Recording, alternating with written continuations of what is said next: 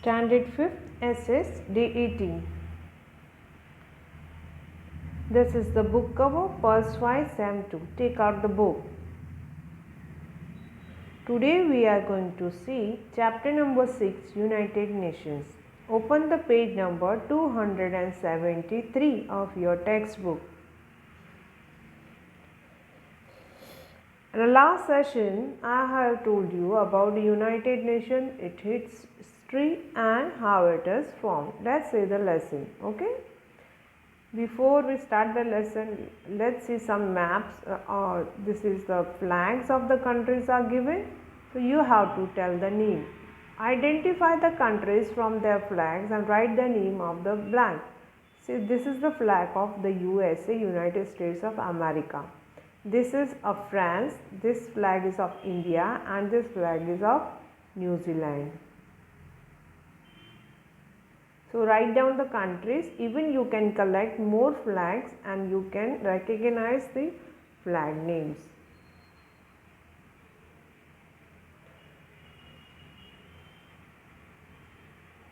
And all these flags in the countries are the members, founding members of United Nations. इन्होंने founding members मतलब जिन्होंने उनकी स्थापना की है, उनके members हैं. The United Nations UN is an organization that helps maintain peace in the world.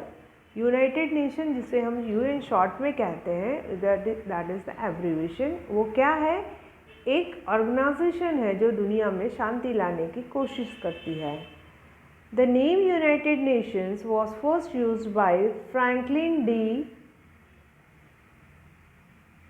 Roosevelt, the first then president of United Nations of America. तो ये जो फ्रैंकलिन थे वो यूनाइटेड नेशन के प्रेसिडेंट थे. उन्होंने ये सजेस्ट किया कि इसका यूनाइटेड नेशन नाम रखना चाहिए और उन्होंने पहला वर्ड यूज़ किया यूनाइटेड नेशंस, क्योंकि वर्ल्ड वॉर 2 में अमेरिका जो था, जो वन किया जापान के ऊपर, इटली के ऊपर वॉर करके, इस तरीके से तब से अमेरिका सुपर पावर बना हुआ है.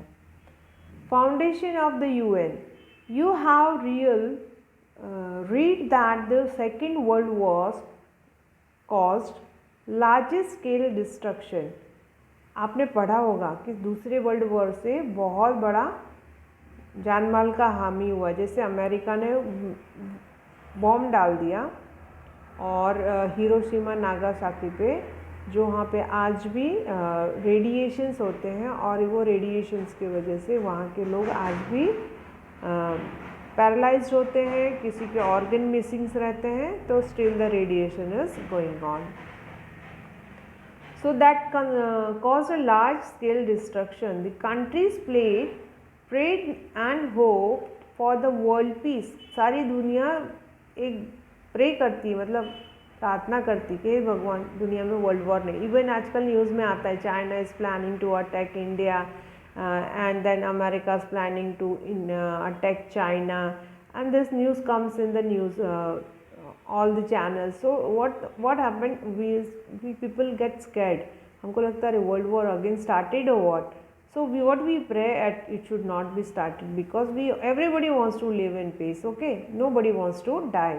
और वो भी एकदम बुरी मौत, जैसे किसी के हाथ जब बॉम्ब गिरता है ऊपर से, तो what happens, अपना किसी के एक हाथ टूट जाता है, किसी का बॉडी इधर पड़ा है, बिल्डिंग्स टूट जाती है, बिल्डिंग्स में दब जाते हैं, खाना पीना सब गायब रहता है, तो एकदम वर्स्ट कंडीशन में इंसान जीने लगता है. तो nobody likes to live like this. So everybody is praying the world should be live in peace.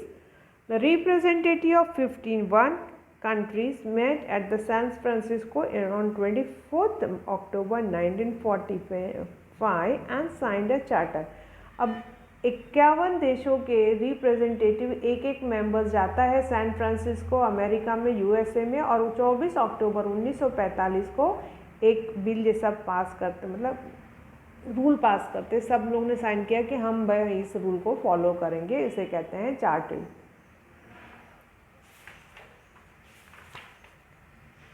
What is a charter? A written description of how an organization is to be formed and how it should function. कैसे होगा, बनेगा और कैसे उसका काम होगा, उसे charter कहते हैं. India was one of them. India भी उसमें एक था. 51 कंट्रीज में एक इंडिया का भी नाम था. This charter created new international organisation, the United Nation Organisation. और इस चार्टर से एक नया ऑर्गेनाइजेशन बन के आया जिसे कहते हैं United Nation Organisation. 24 October is observed at United Nation day every year. 24 October को हम इसलिए यूनाइटेड नेशन डे सेलिब्रेट करते हैं. Today the organisation has 193 member states and headquarter of UN are in New York. आज हमारे पास 193 दुनिया के देश के अलग अलग देशों के मेंबर्स हैं और यूएन का हेडक्वार्टर कहाँ है? न्यूयॉर्क में, जो है अमेरिका में, यूनाइटेड नेशन का.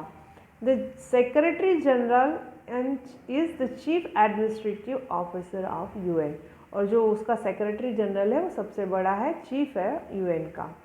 Now what is the objective of UN? UN क्यों बनाया गया है? The objective of UN are to promote peace in world. ये जो कोई हेडक्वार्टर है यूएन का न्यूयॉर्क में, पूरी ब्लू बिल्डिंग है. ओके, तो ऑब्जेक्टिव क्या है? Promote peace in world. पूरे दुनिया में शांति लाना है. Promote cooperation among the nation. Cooperation, हम लोग को एक दूसरे को मदद पहुंचानी चाहिए, इसलिए उन्होंने नेशन को सेट किया है to improve the social and economic conditions of people.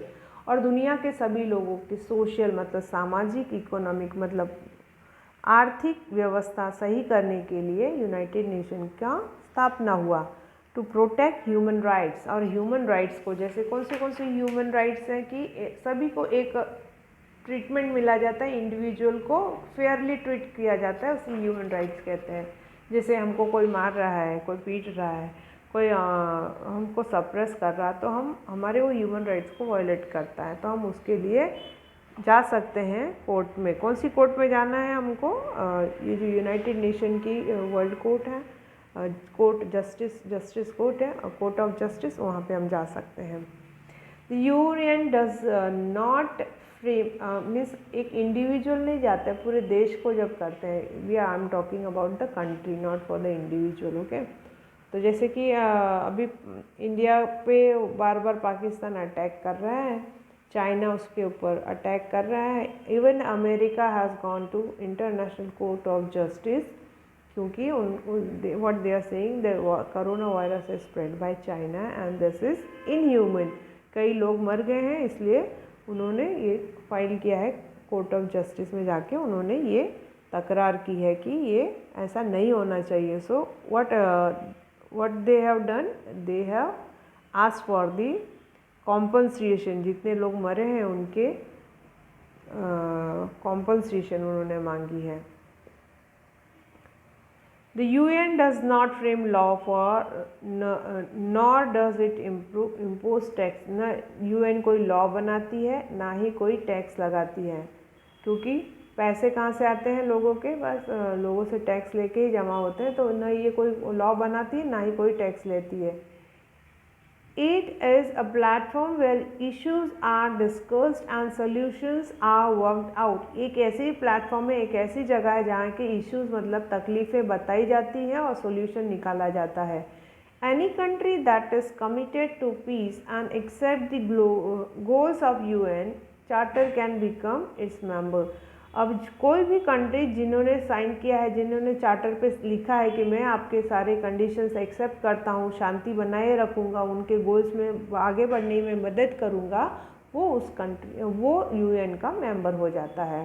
The organisation strives to make the world safe for the present and future generation. जो भी ऑर्गेनाइजेशंस के लोग हैं, जो भी अंदर है यूएन का ऑर्गेनाइजेशन है, वो बहुत स्ट्राइव कर रहा है. स्ट्राइव मीन्स कोशिश कर रहा है. ओके, मतलब अपने एक्सट्रीम लेवल पे जाके कोशिश कर रहा है कि दुनिया एक शांत जगह बने, जो रहने लायक बने. ये ना हो कि डिस्ट्रक्शन हो जाए, पूरा तोड़फाड़ हो जाए और सब लोग मर जाए. फिर सब मर जाएंगे तो रहेगा कौन यहाँ पे? तो शांति बनाए रखने की वो लोग कोशिश करते हैं. जो प्रेजेंट जो जिंदा हैं लोग अर्थ पे हैं, जो छोटे बच्चे हैं, जो उनके बच्चे आने वाले हैं, वो उनकी फ्यूचर जनरेशन है, उसके लिए भी दुनिया एक शांति वाली जगह बनी रहे। Here's the picture given. This picture is UN provide food assistance to the needy through the World Food Program Day. World food programme day को ये लोग डिस्ट्रीब्यूट कर रहे हैं खाना, ठीक है। Now see organs of the UN, कितने कितने ऑर्गन्स है, मीन्स उसके कितने ग्रुप्स है, क्या क्या मेन उसके हिस्से हैं। The 6 main organs of UN, 6 organs है। एक है general assembly. The general assembly is the main organ, it is like a parliament of the country, each member state has 1 vote in general assembly. It meets every year in September to discuss and debate issues on peace and security.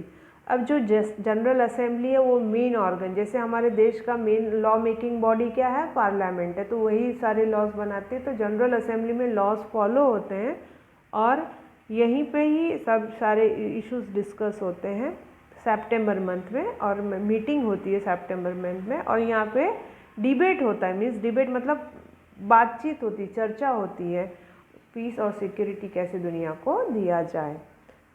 Security council, The Security Council is responsible for maintaining international peace and security. जो Security Council है वो क्या responsible करती है, खुद क्या उसका काम है, इंटरनेशनल पीस और सिक्योरिटी संभाले रहना है। There are 15 members, 5 of which are permanent: China, France, Russia, United Kingdom and USA. 15 members में भी मेंबर्स बदलते रहते हैं, ऐड होते हैं, कम होते हैं, but 5 are permanent: China, France, Russia, United Kingdom, UK that is England and USA are the permanent members. The rest of non permanent members who are elected for the period of 2 years, और दूसरे अनपरमानेंट है, non permanent है, जो हर 2 साल के बाद election के द्वारा चुने जाते हैं। So among the 6 organs we have seen the 2 organs, rest 4 we will see in the next session. Here the session ends. Read the chapter and understand the content. Along with that you have to underline the hard words and find the meanings of hard words from the dictionary. The session ends. Thank you children.